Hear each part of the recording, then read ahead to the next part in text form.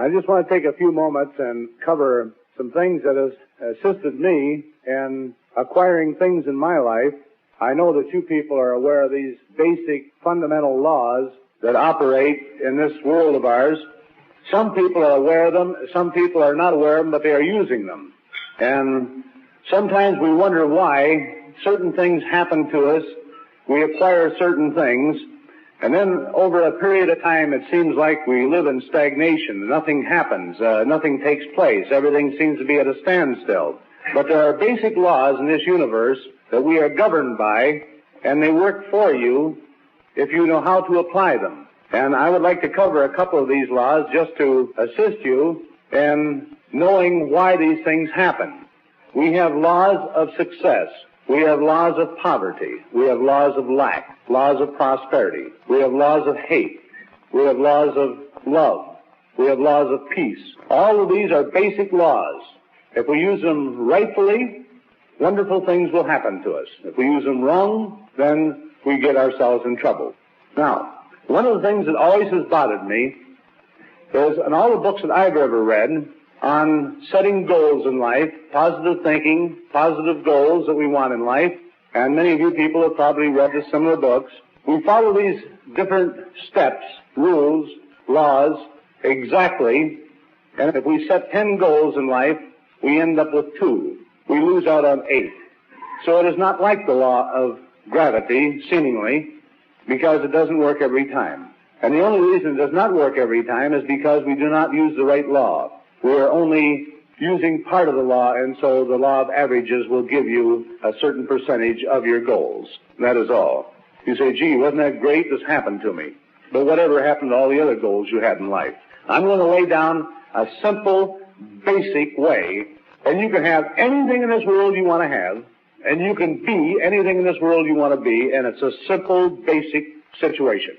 There's absolutely no problem to it. These are scientific things that work every time if you will do it in a simple way. Now, the first thing that we want to become aware of, that we're going to be like farmers. We're going to plant seeds.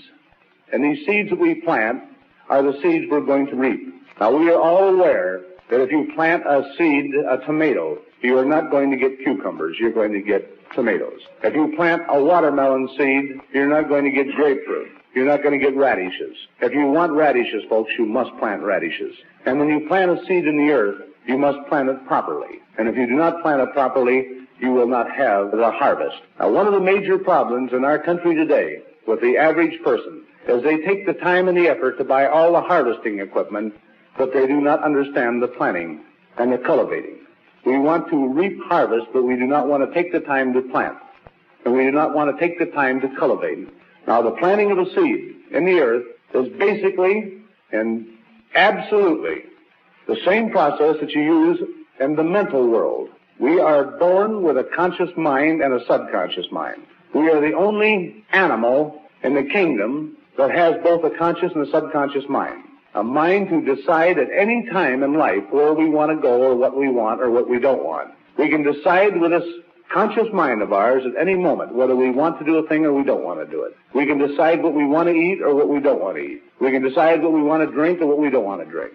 We can decide what we want in life, in a home, in an automobile, in the clothes we wear, the stoves we buy, anything that we want in this world, any type of furniture, any type of a home, any type of anything.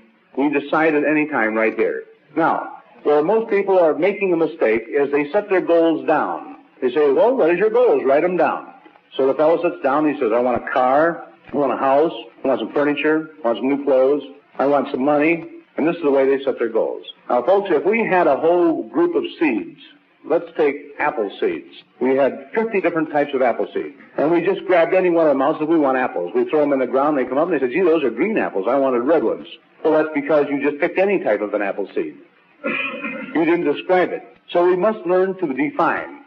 Now, you've heard of the word of visualizing, that you have to learn to visualize things. And when you visualize something, this is the thing you're going to bring into your life if the visualization is strong enough. And we're always visualizing things in our life. But our tendency is to visualize negative situations. Now, the reason for visualizing negative situations is because, folks, let's not kid ourselves, we are living in a negative world. If I ask somebody, I says, by the way, Joe, how do you feel today? He says, good, fine. The next day I ask him how he feels, and he says, I feel terrible.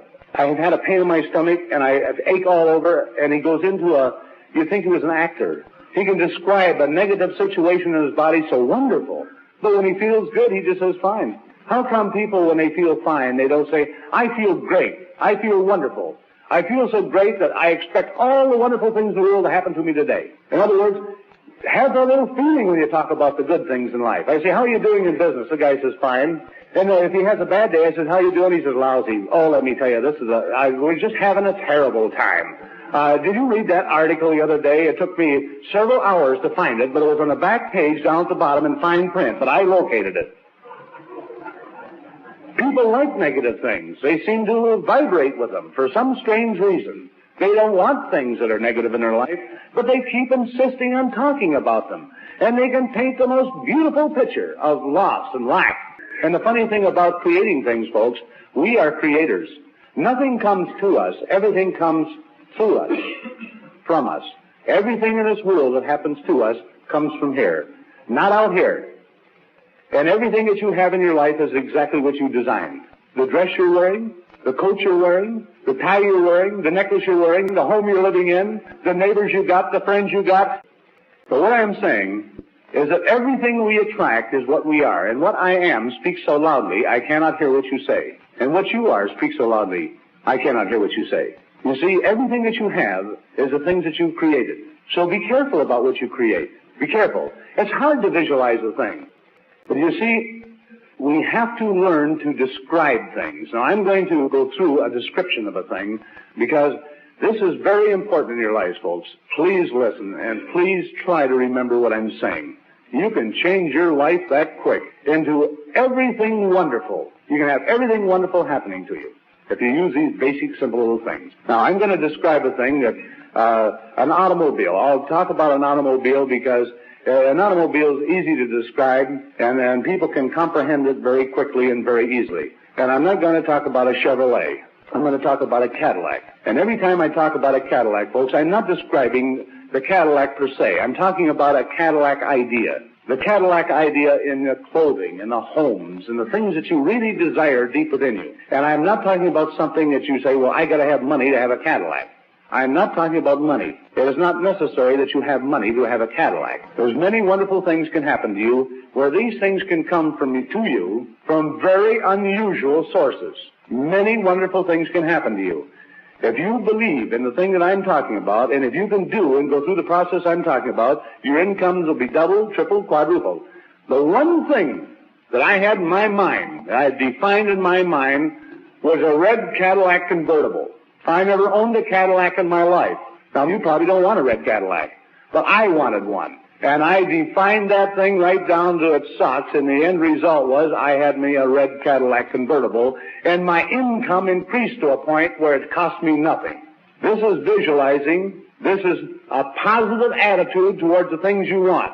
Too many people stop their dreams because they start thinking about the thing that is not necessary in order to have it. I say to somebody, do you want a new Cadillac? The guy says, I want one, but I can't afford it. I says, it has nothing to do with affording it this minute. I just want to know what you really want. Most people are afraid to define what they want in life. They're afraid to define it. They're afraid it's going to cost them something. But if you're making $1,000 a month right now, and you could double your income to $2,000 a month, you could have your Cadillac, you could have 2 Cadillacs, you could have 5 Cadillacs. So you don't have to worry about the income. I'm just talking about a principle now. The Cadillac, what do you do about it? I'll say, Pete, what would you like to have? He says, a Cadillac. Now, don't forget, folks, I'm going to give it to him. I'm going to give it to him. So he has nothing to worry about. No money, no nothing. So I says, Pete, what do you want? He says, a Cadillac. I says, fine, Pete. Now, this is where people make their mistakes. I says, I got a nice 1936 beat-up model downstairs. I'll give it to you. He says, I don't want a 36 model Cadillac. I says, you just told me you wanted a Cadillac. He says, I want a 62 Cadillac. I says, why didn't you tell me, Pete? Why didn't you tell me? This is the way people set their dreams. They just say, I want a Cadillac. Do you want an orange one or a green one? He says, I want a red one.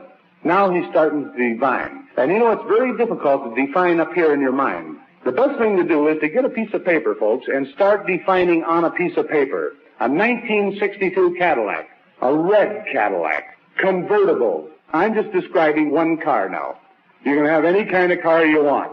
A red Cadillac, 1962 convertible with a white top, red and white upholstering, a red floor rug, white wall tires, electric windows, air conditioning unit. The guy says, how much does that cost? I says, don't worry about it, you're going to get it for nothing. The guy says, I'll take it then. So now he says, I'm going to put everything down then, shouldn't I? And he says, that's right. Describe it right down to T. So he goes right through this Cadillac and he describes it, everything about this Cadillac that he wants. And when he gets all through, the perfect visualization is up here now, because he has described it. When you write it, you start seeing it. So he gets the picture up here by writing it down here. This is how you define things that you want in this world. So he gets it all defined. When he gets that Cadillac completely defined in his mind, he's got the seed. He hasn't planted it yet. He's got it picked out. Now, the important thing is that you must release that seed. You must release it, and it must be planted. And the finest thing in the world to plant that seed is to take on this piece of paper now and just write across that thank you. That's the law of acceptance. And you would be amazed how many people in this world can't accept their good. You would be shocked. Thank you means that I have accepted it, I'm going to have it, I know it's mine. And then you take and fold this piece of paper up with this goal on it, with this dream, your desire, and you put it away. Put it underneath a tablecloth someplace, or put it in a drawer someplace. Don't carry it around and don't take it out and look at it anymore. When you do this, that is planting it in the subconscious mind. You've accepted it, it goes into the subconscious mind, and the thing starts to work. Now, the reason you put this away, the reason you put this seed away, after you have defined it, and the seed has been planted in the subconscious mind, you put it away someplace, never to look at it again. And the reason for it is like planting the seed in the earth, folks. If you go and dig that seed up 2 or 3 times a day to look at it, nothing's going to happen. And if you've ever seen a lack of faith, it's the farmer who had the gullibility to go and dig a seed up to find out if it's growing yet. Now, there's real faith. He really believes in the laws of growth. And that's the same thing with us human beings. This is where we're making our mistakes.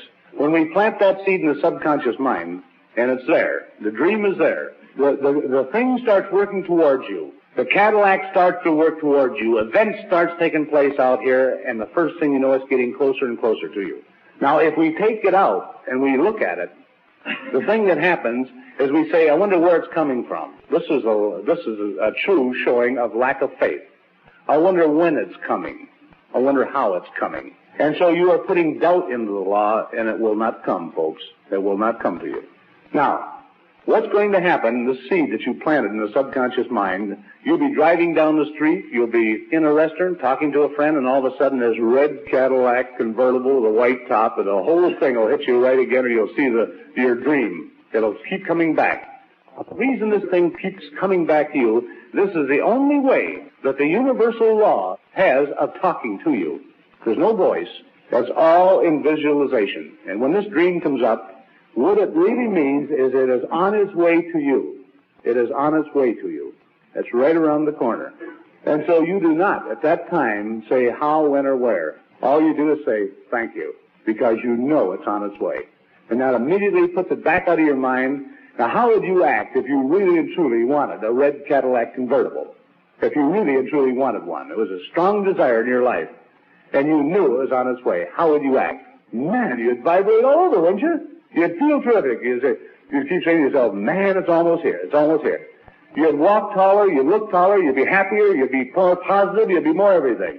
And so you act different. You talk different. You even look like a prosperous person. You have things, wonderful things happening to you. Now, where does the positive attitude come in at? This automatically creates a positive attitude because it's a law of expectancy. Good things are going to happen. You have planted your seeds properly, and they are working themselves to you.